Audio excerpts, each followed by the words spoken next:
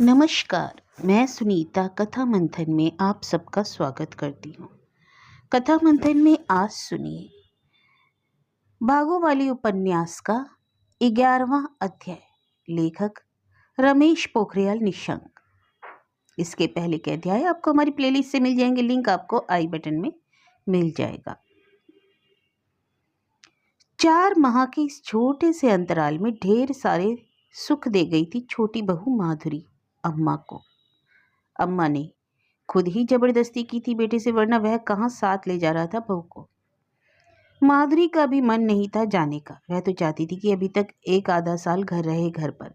अम्मा की सेवा भी हो जाएगी और कुलदीप भी धीरे धीरे गृहस्थी की वस्तुएं जोड़ लेगा। इन 4 महीनों में एक नया सा जीवन मिल गया था अम्मा को। सेवा और समयबद्ध भोजन ने कुछ ताकत भी भर दी थी अम्मा के अंदर।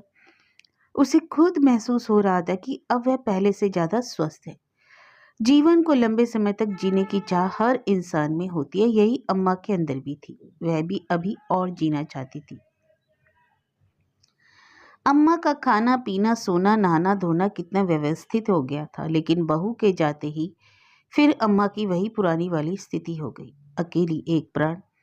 सुबह नाश्ता बना लिया तो बस दिन भर ऐसा ही चलता। सुबह कुछ नहीं खाया तो दिन में बना लिया, वही दिन का बना हुआ फिर रात को गर्म करके खा लिया। बड़ी बहू झांकने तक को नहीं आती इधर की ओर, और कभी छोटा आ भी जाता तो उसे डांट कर बुला लेती। बेटा सुबह ड्यूटी पर निकलता तो फिर शाम को ही लौटता। घर में क्या चल रहा है उसे कुछ भी पता नहीं चलता। आते जाते बस कभी तबीयत का हाल पूछ लेता। माँ तुम्हारी तबीयत तो ठीक है ना? हाँ बेटा ठीक है, अम्मा भी कह देती। कोई दिक्कत होगी तो साधना को बता देना, वह जाते जाते कहता। हाँ बता दूंगी, अम्मा उसे आश्वस्त करती। मन ही मन सोचती, अम्मा तुझे क्या मालूम बेटा कि दिक्कत ही तेरी बहू में है, तो और क्या कहूँ। मन की बात कभी भी जुबान पर नहीं लाती अम्मा। कभी भी बहू की शिकायत बेटे से नहीं की। सब ठीक ठाक चल रहा है ऐसा ही जतलाया। शिकायत करके फायदा भी क्या था? कितने दिन रहेगी वह? आखिर बेटे को पत्नी के साथ ही तो अपना जीवन काटना था। मेरी वजह से उनकी गृहस्थी में कोई अनबन हो, क्या फायदा। अम्मा जानती थी कि पुरुष के सामने हमेशा एक द्विध बनी रहती है, एक तरफ माँ दूसरी तरफ पत्नी। दोनों जीवन के महत्वपूर्ण अंग। कई बार दोनों के झगड़े में उसे 2 पाटों के बीच गेहूं के समान पिसना पड़ता है। इसलिए वह बेटे को किसी भी प्रकार का तनाव नहीं देना चाहती थी। धीरे धीरे अम्मा का शरीर जवाब देने लगा। देह रुग्ण होती चली गई। अब एक पानी का लोटा भी बामुश्किल उठता उससे। इसी के चलते खाने पीने का क्रम भी बिगड़ता चला गया, तो शरीर में कई रोग घर करते चले गए। जयदीप की चिट्ठी आ गई। जाने के तुरंत बाद ही उसे दूर कहीं सीमा पर तैनाती मिल गई। वह बराबर चिट्ठियां भेजता रहता, लेकिन माँ ने अपनी बीमारी की बात हमेशा उससे छुपाए रखी। आखिर उसको बतलाकर मिलता भी क्या? सिर्फ उसको ही दुख और तनाव मिलता। इतनी दूर से वह क्या कर सकता था? ज़्यादा से ज़्यादा इलाज के लिए पैसा ही तो भेज सकता था, जो कि वह तो हर महीने भेज भी रहा था। नौकरी पर जाते ही जयदीप ने हर महीने माँ की देखरेख के लिए 1,000 रुपये की धनराशि भेजनी शुरू कर दी थी, लेकिन यह पैसा भाभी के नाम से भेजा करता। जयदीप ने कभी सपने में भी नहीं सोचा होगा कि जो रुपए वह अम्मा के लिए भाभी के नाम पर हर महीने भेजता है, वे अम्मा को तो मिलते ही नहीं। स्वार्थपरता और लालच की भी हद होती है, लेकिन जाने वह किस मिट्टी की बनी थी। उसे इस बात की शर्म तक नहीं थी कि देवर जयदीप जो रुपए अम्मा के लिए भेज रहा है वे तो उन्हें दे दे। 3-4 माह बीत जाने के बाद भी बहू ने जयदीप द्वारा भेजे रुपए में से 4 पैसे भी अम्मा पर खर्च नहीं किए। अम्मा को कभी कमर दर्द तो कभी हाथ पैरों के जोड़ों में दर्द की शिकायत काफी बढ़ गई। इसको बुढ़ापे की नियति मानकर बेचारी अम्मा चुपचाप दर्द सहन करने को मजबूर थी। दर्द धीरे धीरे इतना बढ़ने लगा कि अब अम्मा का बिस्तर से उठना और चलना फिरना भी कठिन हो गया। अम्मा की बिगड़ती हालत देखकर अब बहू ने थोड़ा सा उधर ध्यान देना शुरू किया। बेमन से ही सही, वह दिन में खाने की थाली अम्मा के सामने रख जाती। खाने का मन तो नहीं होता, पर मन मारकर अम्मा 2 कौर किसी तरह पेट में डाल ही लेती। वही बचा कुचा फिर शाम को भी खा लेती। अम्मा की लगातार गिरती हुई सेहत देखकर दिनेश एक दिन अम्मा को हॉस्पिटल ले ही गया। सारी जांच करने के बाद डॉक्टर ने बताया कि अम्मा को किडनी की समस्या के साथ पथरी भी है। कुछ दवाइयां लिखकर डॉक्टर ने उन्हें हर सप्ताह हॉस्पिटल लाकर चेक करवाने की सलाह भी दी। अब सचमुच जिम्मेदारी आन पड़ी थी दिनेश पर। बिना इलाज के मरने भी तो नहीं दे सकता था वह अम्मा को। आखिर उसका दूध पिया है, 9 माह कोख में रखा है अम्मा ने। अब उसे हर सप्ताह अम्मा को स्कूटर के पीछे बिठाकर हॉस्पिटल ले जाना पड़ता। हॉस्पिटल की भीड़ और ऊपर से अशक्त और बीमार अम्मा, किसी तरह से डॉक्टर के पास दिखाना, फिर वापस घर लाना। 1 महीने तक तो ऐसा ही चलता रहा, लेकिन अब साधना रोज के इस झंझट से अजीज आ गई। एक दिन पति पर उबल पड़ी। 4 भाइयों के होते केवल हम ही यह जिम्मेदारी उठा रहे हैं, बाकी लोग तो अपनी गृहस्थी में मस्त हैं कि हमने ही ठेका ले रखा है। ऐसा नहीं है साधना, घर में हम तो हैं, कौन देख रेख करेगा अम्मा की? दिनेश ने तर्क दिया। और फिर जयदीप तो हर महीने 1000 रुपये भेजता है हमें अम्मा की देख रेख के लिए। अरे 1000 रुपये में क्या होता है आजकल, वह तो 1 हफ्ते में ही दवाई पर खर्च हो जाते हैं। 1000 रुपये सभी भेजते तो कोई बात थी, उत्तेजित स्वर में साधना बोली। साधना की बात काफी हद तक सही लगी दिनेश को। आखिर माँ तो सबकी है, देख रेख और खर्च की जिम्मेदारी भी तो सबकी है। उसे चुप देख साधना फिर बोली, अजी मैं तो कहती हूँ कि सब भाइयों को बुलाओ, अपने इस बात पर फैसला कर लो जितनी जल्दी हो सके। बात हो गई, किंतु बात पर अमल नहीं हो पाया। 2 हफ्ते ऐसे गुजर गए। अब साधना ने दिनेश पर रोज रोज दबाव बनाना शुरू कर दिया। घर की कलह से पीछा छुड़ाने हेतु उसने तीनों भाइयों को पत्र लिखकर घर बुलवा लिया। माँ की तबीयत ठीक नहीं है, तुम लोग एक बार घर आ जाओ। माँ की बीमारी का समाचार सुनकर दिल्ली से दोनों भाई घर पहुंच गए, लेकिन छोटा नहीं आ पाया। मालूम नहीं कि उसे चिट्ठी मिली भी या नहीं, यदि चिट्ठी मिली भी हो तो छुट्टी मिली या नहीं। दोनों भाइयों को पास बिठाकर दिनेश बोला, साधना को घर परिवार भी संभालना होता है। मुझे माँ को हर हफ्ते अस्पताल ले जाना पड़ता है, समय पर दवाइयाँ देनी पड़ती है। ऐसे में यदि सब मिलकर जिम्मेदारी निभाएं तो। काफी देर तक विचार विमर्श के बाद रास्ता निकाल लिया। दिनेश की बात भी सही थी, इसलिए दोनों भाइयों ने कोई प्रतिकार नहीं किया। वास्तव में समस्या तो थी ही, इसलिए एक नया रास्ता निकाला गया। तय हुआ कि अम्मा बारी बारी से 4 4 महीने हर भाई के घर में रहेगी। चूंकि सबसे छोटा माँ को साथ नहीं रख सकता, इसलिए वह हर महीने अम्मा के खर्च हेतु 2000 रुपये उस भाई के यहाँ भेजेगा जहाँ अम्मा रहेगी। अम्मा को इस फैसले की जानकारी हुई तो अम्मा का कलेजा जैसे मुंह को आ गया। अपने बेटों के इस फैसले से अम्मा हतप्रभ थी।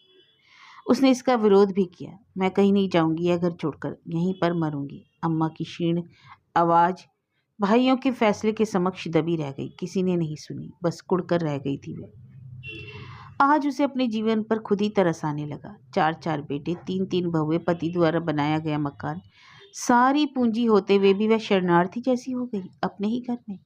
मोहल्ले वालों द्वारा उसे दिए गए नाम भागो वाली अम्मा पर उसे हंसी आ रही थी। आज फैसले के अनुसार पहले 4 महीने अम्मा को रखने की जिम्मेदारी बड़े बेटे की थी। बड़े बेटे ने अगले ही दिन चलने की बात कहकर बेचैन कर दिया अम्मा को। कातर हो आया अम्मा का स्वर। मैं कहीं नहीं जाऊंगी, शास्त्री जी का यह घर छोड़कर मैं कहीं नहीं जाऊंगी। तो क्या हमने ही ठेका ले रखा है तुम्हारा बोझ उठाने का? अम्मा की बात सुन दूसरी बहू रोक नहीं पाई अपने आप को। सुनकर अम्मा का दिल फट गया। तो अब मैं इन्हें बोझ लगने लगी? क्या नहीं किया मैंने इनके लिए? 9 महीने पेट रखा, पाला पोसा, बड़ा किया, पढ़ाया लिखाया, शादी करवाई। कर रहा उठी अम्मा, हे भगवान, क्या यही दिन देखने के लिए जिंदा रखा है तूने मुझे? शास्त्री जी क्यों चले गए तुम मुझे ही यूं अधर में छोड़कर? मुझे भी अपने पास क्यों नहीं बुला लेते? किसी ने नहीं सुनी उनकी करुण पुकार। जब अपने बेटे ही नहीं सुन रहे थे तो ईश्वर भला कहाँ सुनता? यदि ईश्वर सुनने वाला होता तो लाखों की संख्या में मौत चाहने वाले गरीब, असहाय, दीन, दुखी और पीड़ितों को अपने पास न बुला लेता। अब तो भगवान भरोसे ही छोड़ दिया था अम्मा ने अपने आप को। यूं भी उसकी बात को सुनने के लिए कोई राजी नहीं था। फिर विरोध करके क्या फायदा? यह बात अम्मा की समझ में आ गई थी। सुबह होते ही दिल्ली वाले दोनों बेटे तैयार हो गए। 4 जोड़ी कपड़े एक पोटली में रखकर वह भी मजबूरी में तैयार हो गई। हथियार डाल दिए थे उसने बेटों के फैसले के आगे। बड़ी बहू को सपने में भी उम्मीद नहीं थी कि पहाड़ से चलकर बीमार सास यहाँ उनके साथ रहने चली आएगी। पति के साथ सास को भी घर आया देखकर उसकी त्योरियां चढ़ गई, किंतु प्रत्यक्ष में कुछ नहीं बोली। सुरेश ने इस बात को अच्छी तरह समझ लिया था कि वह अंदर से बहुत ज्यादा कुड़ गई है। 2 कमरों की इस गृहस्थी में किसी तरह गुजारा कर रहे थे वे लोग, अब ऊपर से एक आफत को अपने साथ ले आए। इससे पहले 7 महीने तक देवर मेहमान बना था, बड़ी मुश्किल से उसको टकराया, तो अब ये बुढ़िया को ले आए। सुरेश पत्नी के मनोभावों को पढ़ने का आदी हो गया था। समझ गया कि पत्नी का मूड बिगड़ गया है, सो खुद ही बता दिया। माँ की तबीयत खराब थी, अब उससे कुछ नहीं होता। तीन भाइयों ने फैसला किया कि बारी बारी से माँ प्रत्येक भाई के यहाँ 4-4 महीने रहेगी। कुछ नहीं बोली रश्मि उस समय। सुरेश ने सोचा चलो बात खत्म होगी। बात खत्म कहाँ हुई, बात तो अब शुरू हुई थी। रात को सोते समय रश्मि ने बात शुरू की। इतने बड़े घर में तो तुम्हारे भाई बहू मौज कर रहे हैं और बीमारी की हालत में इस मुसीबत को यहाँ भेज दिया। मैंने बताया ना तीनों भाइयों के यहाँ बारी बारी से रहेगी अम्मा। सुरेश ने सफाई दी। तो पहले किसी और के यहाँ भेज देते, फिर कहा रश्मि ने। बड़ा मैं हूँ इसलिए बारी मुझसे शुरू हुई, सुरेश बोला। तुम तो हर जगह मारे जाते हो, कुछ भी अकल नहीं तुम्हें। जैसा कहे वैसा ही मान लेते हो। रश्मि ने मुंह फुलाकर बात समाप्त कर दी। बगल के कमरे में चारपाई पर लेटी अम्मा ने ये सारी बातें सुन ली। शरीर ही तो कमजोर था उनका, कान तो कमजोर नहीं हुए थे। सुनकर आंसू निकल आए उनके। मन हुआ अभी पोटली उठाकर निकल जाए इस घर से, लेकिन जाएगी कहाँ। छोटा बेटा है, बहू सहित इस दिल्ली में।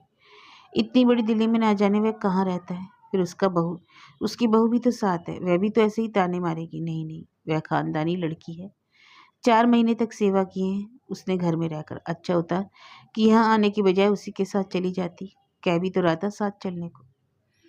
घर से साथ ही तो आया था कुलदीप दिल्ली तक। बस अड्डे पर ही तो विदा हुआ। वहाँ जाते हुए पाँव छूकर कहा उसने, माँ अगर तुम्हें दिक्कत है तो पहले मेरे घर चलो। पर मना कर दिया था अम्मा ने। अब कौन बचा है जो जो उसे पनाह देगा। खून के घूंट पीने के अलावा और कोई चारा नहीं था उसके पास। किसी भी तरह उसे 4 महीने पूरे काटने थे यहाँ। अम्मा का दुर्भाग्य यहाँ भी उसका साथ नहीं छोड़ रहा था। पहले दिन से ही उपेक्षा का शिकार होना पड़ा। बेटा सुबह ही नौकरी पर चला जाता तो शाम को लौटता। बहू अपनी गृहस्थी के साथ साथ अपने बच्चों की देखरेख में जुटी रहती। सुबह और शाम को 2 रोटी ऐसे डाल देती जैसे कुत्ते के आगे रोटी का टुकड़ा फेंका जाता है। कुत्ते से भी बदतर जिंदगी हो गई थी उसकी। नाती नातिन को भी उसने ढंग से समझा दिया कि वे अब भी उसके पल्ले नहीं पड़ते थे। छुटकी को तो वह खूब समझा चुकी थी, किंतु छोटा भी नादान था तो कभी कभार आ जाता। दादी की चारपाई पर तो रश्मि तुरंत झिड़क देती। अरे कहाँ बैठ रहा है, खांसी आ जाएगी तुझे भी। बच्चों को दिल में भी घृणा के बीज बो दिए थे। सिर्फ बहू बेटा ही नहीं, नाती नातिन की उपेक्षा का दंश भी झेलना पड़ रहा था अम्मा को। इससे तो बढ़िया वहीं अपने घर में पड़ी रहती थी खाट पर। खाती तो खाती, ना खाती तो मर जाती। पर यहाँ पर तो और दुर्गति हो गई। कम से कम अड़ोस पड़ोस की महिलाएं तो आ जाया करती थी कभी कभार। यहाँ तो कैदियों जैसा जीवन हो गया उसका। कुलदीप हर रविवार को आ जाता अम्मा से मिलने। पास बैठकर कुशल खबर पूछ लेता, लेकिन उससे कभी भी अपनी स्थिति का जिक्र नहीं किया अम्मा ने। वह उसको भी कष्ट नहीं देना चाहती थी। फिर अभी उसके पास जाकर भी क्या करती। इस 4 महीने के बाद तो उसी के पास जाना था। सो चुप रही। किसी तरह 4 महीने कटने का इंतजार करती रही।